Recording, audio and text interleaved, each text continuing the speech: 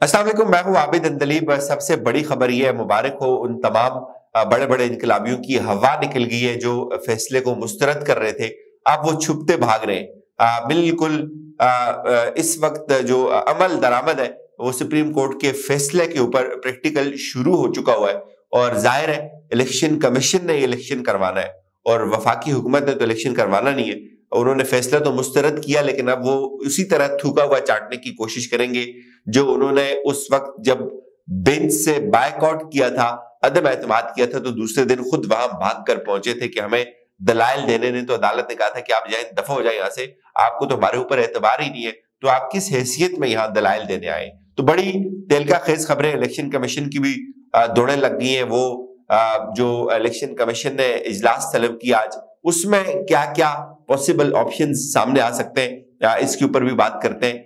Elections होंगे, बिल्कुल होंगे, इसके ऊपर भी बात करते हैं। और उन लोगों की लिस्टें बना रही है तहरीक इंसाफ जो काबीना के उस फैसले के अंदर शामिल थे, जिन्होंने बायकॉट किया था इलेक्शन कमीशन के फैसले को मुस्तरद किया था। तो उनके ऊपर जो नाअहली है वो 204 से और 63A के जरिए वो बिल्कुल कंफर्म है और उनके पास चंद घंटे बाकी हैं। पहले अदालत की जो डंडा अदालत का जो खौफ है, ये चीज याद रखें कि इससे कोई भी नहीं बच सकता। कोई भी तुरम खान जितना बड़ा इनकलाबी क्यों न हो, वो नाअहली से नहीं बच सकता, क्योंकि इन्होंने मुखासमत और पंगा बराह रास्त सुप्रीम कोर्ट से लिया हुआ है। और जो सुप्रीम कोर्ट के पास इस वक्त जो उनका मौकफ है वो आईनी मौकफ है और हुकूमत का मौकफ गैर आईनी है। तो अब जी जो इलेक्शन कमीशन के अंदर आज इजलास बुलाया गया है सुप्रीम कोर्ट के फैसले की रोशनी में कि क्या किया जाए।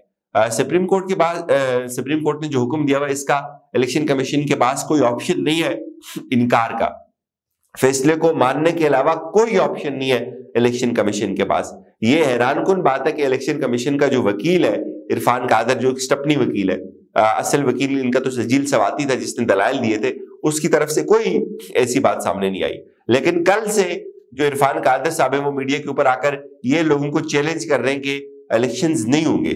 अब उनसे कोई ये बात पूछे कि तुम तो इलेक्शन कमीशन के वकील हो, इलेक्शन कमीशन सुप्रीम कोर्ट के मातहत इदारा है, सुप्रीम कोर्ट को हुक्म दे दिया है सुप्रीम कोर्ट ने इलेक्शन कमीशन को कि आप इलेक्शंस करवाएं, हाउ कम आप ये बात कैसे कह सकते हैं कि इलेक्शन नहीं होंगे।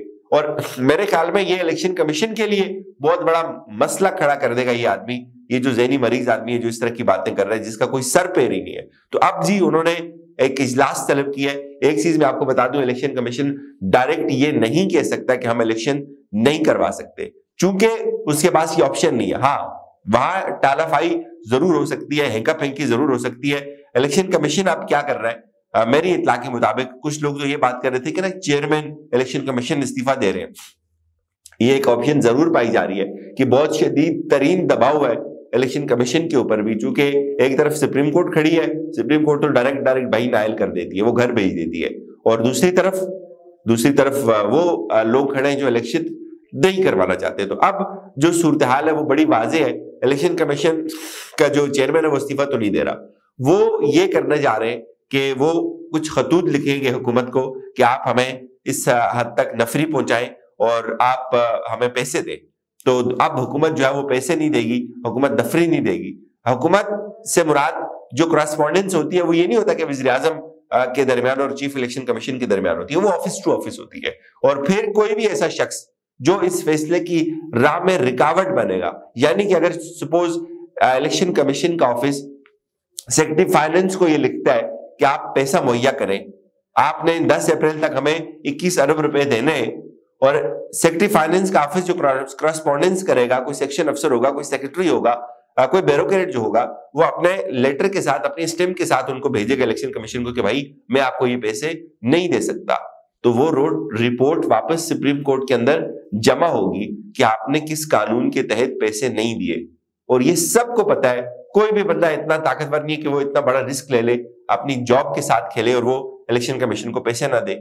अच्छा, उसके साथ साथ जो सिक्योरिटी का मामला है, और इलेक्शन कमीशन सिक्योरिटी मांगेगा सेक्रेटरी डिफेंस से और वो उसको सिक्योरिटी देने के पाबंद है। तो यूं करस्पॉन्डेंस होगी, मीटिंग्स होंगी, दोबारा ये इलेक्शन कमीशन सुप्रीम कोर्ट के पास जाएगा कि भाई ये इश्यूज दरकार है। तो सुप्रीम कोर्ट उन तमाम इश्यूज को अपनी रोशनी में, अपने फैसले की रोशनी में خود ریزالو کروائے گی. تو یہ نہیں ہو سکتا کہ یہ بالکل ایک طرف ہو کے بیٹھ جائے. اور اب تحریک انصاف نے ایک اور زبردست کارڈ کھیلا ہے. انہوں نے کارڈ یہ کھیلا ہے, انہوں نے یہ کہا ہے کہ ہم جن لوگوں نے, کابینہ کے جن اراکین نے یہ فیصلہ کیا کہ ہم الیکشن کمیشن کے فیصلے کو, سپریم کورٹ کے فیصلے کو مسترد کرتے ہیں, ہم ان کی لسٹیں منگوا رہے ہیں اور ان کی نااہلی کا ریفرنس ہم بھجوا رہے ہیں الیکشن کمیشن کے پاس, اور یہ ان کے پاس چند گھنٹے باقی ہیں. اگر وہ اپنے آپ کو اس سے الگ کر لیتے کہ ہم اس کو واپس لیتے ہیں, جو انہوں نے بائیک آؤٹ کیا ہوا ہے, جو انہوں نے مسترد کیا سپریم کورٹ کا فیصلہ, تو تب تو ٹھیک ہے. اگر وہ اس کے اوپر کھڑے رہتے ہیں تو ان کی بھی نااہلی فاش ہو رہی ہے, ان کی نااہلی بھی یقینی ہے.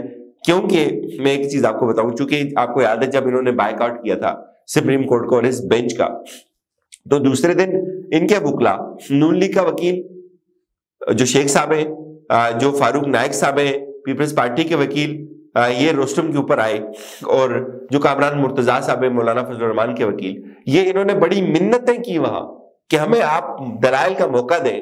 تو جسٹس منیب اختر صاحب نے کہا کہ آپ نے اعلامیہ جاری کر کے ہمارے اوپر عدم اعتماد کیا ہوا ہے, تو آپ کیوں ہمیں دلائل دے رہے ہیں, کس حیثیت میں آپ دلائل دے رہے ہیں, یا تو آپ اس کو وڈرا کریں تو تب آ کر دلائل دیں آپ. تو ان کو نہیں سنا گیا تھا. تو اب کابینہ اپنا فیصلہ یا تو وڈرا کرے گی, اگر وڈرا نہیں کرے گی تو ظاہر ہے پھر ان کی نااہلی جو ہے وہ دیوار کے اوپر لکھی ہوئی ہے, ان کے پاس اس کے علاوہ کوئی بھی آپشن نہیں ہے. اور یہ سب لوگ کہہ رہے ہیں کہ اگر یوسف رضا گیلانی نااہل ہو سکتا ہے, یہ بھی نااہل ہو سکتے ہیں. اور سب سے مزے کی میں آپ کو بات بتاؤں, یہ 3 سال کے لیے نااہل ہوں گے. یوسف رضا گیلانی کو تو عدالت نے کہا تھا کہ ٹل دا رائزنگ آف کورٹ, یعنی کہ وہ عدالت جب تک لگی ہوئی ہے, جب تک وہ بینچ اٹھ کر نہیں جاتا اس وقت تک وہ نااہل ہے.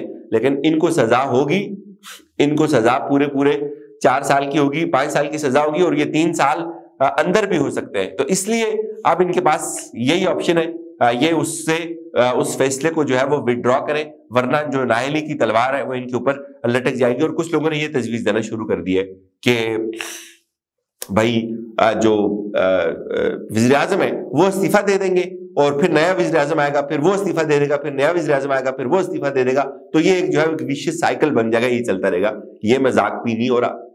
کوئی جتنے بھی لوگوں سے بات ہوئی ہے, جتنے لوگوں سے بات ہوئی, وہ کہتے ہیں کہ ان کے پاس کوئی آپشن نہیں ہے سپریم کورٹ کے اس فیصلے کے بعد کہ یہ الیکشن سے بھاگ سکیں. اور خاص طور پہ جس طرح چیف جسٹس عمر عطا بندیال صاحب نے اپنے اس فیصلے کو پروٹیکٹ کیا, وہ 6 ممبر بینچ بنا کر, اور 6 ممبر بینچ کا بھی جو فیصلہ آیا ہے وہ بڑا بھیانک ہے. اس نے جتنی بھی آئینی رکاوٹیں تھیں, جتنے بھی جو ایشوز اس سے منسلک تھے, ان تمام کو عبور کر لیا ہوا ہے. الیکشن کمیشن نے اگر آج اجلاس بلا لیا ہے, امپورٹنٹ دن آج, اور آج کے دن یہ اسٹیبلش ہونا ہے کہ الیکشن کمیشن اس کے اوپر کیا سٹانس لینے جا رہا ہے, وہ یہی ہوگا. وہ اس کے اوپر آپ کام شروع کرے گا, یا الیکشن کمشنر رہے گا, یا الیکشن ہوں گے. الیکشن بھی ہوں گے اور 100% ہوں گے. یہ چیز کنفرم میں آپ کو کر رہا ہوں, اس کے علاوہ کوئی آپشن نہیں ہے. اجازت دیجیے, اپنا خیال رکھیے گا. خدا حافظ.